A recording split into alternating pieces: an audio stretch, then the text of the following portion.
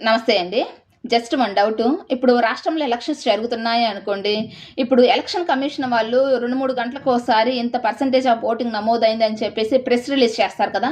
Suppose election commission వాళ్ళు సాయంత్రం 5 గంటలకల్లా రాష్ట్రంలో 70% ఓటింగ్ నమోదైందని చెప్పేసి 5 గంటలకి ఒక ప్రెస్ రిలీజ్ చేశారు అనుకోండి. అంటే ఎగ్జాక్ట్‌లీగా 4:59 నిమిషాల వరకు ఇంత ఓటింగ్ నమోదైంది అని చెప్పేసి దాని అర్థమా? ఒకవేళ అదే నిజమైతే ఒక్క నిమిషంలోనే పోలింగ్ బూత్ అన్ని నియోజకవర్గాల నుంచి ఆ ఇన్ఫర్మేషన్ అంత క్విక్‌గా, అంత ఫాస్ట్‌గా వాళ్ళంత ఫాస్ట్‌గా క్యాలిక్యులేట్ చేసి ప్రెస్ రిలీజ్ చేస్తారా? కామెంట్ చేయండి. నా అభిప్రాయం ప్రకారము ఎలక్షన్ కమిషన్ వాళ్ళు 5 గంటలకి కొంత పర్సెంటేజ్ ఆఫ్ ఓటింగ్ నమోదైందని చెప్పేసి ప్రెస్ రిలీజ్ చేశారు అంటే, వాళ్ళకు 1 గంటకో, 2 గంటలకో ఆ ఎంతవరకు నమోదైందో ఆ ఇన్ఫర్మేషన్ క్యాలిక్యులేట్ చేసి ప్రెస్ రిలీజ్ చేస్తారు అనుకుంటా.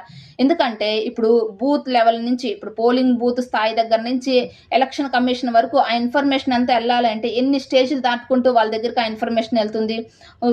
పోలింగ్ బూత్ దగ్గర నుంచి ప్రిసైడింగ్ ఆఫీసర్స్, ఎలక్షన్ ఆఫీసర్స్ వీళ్ళందరూ ఉంటారు కదా!